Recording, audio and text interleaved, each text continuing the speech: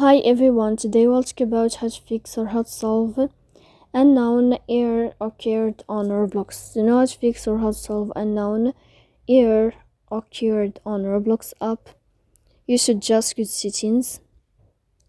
After that, you can click on apps, default apps, app settings. Here in this list, you'll enter to the window or to the app of Roblox.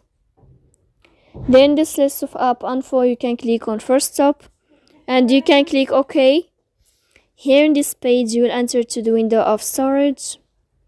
After that, you can click on clear cache.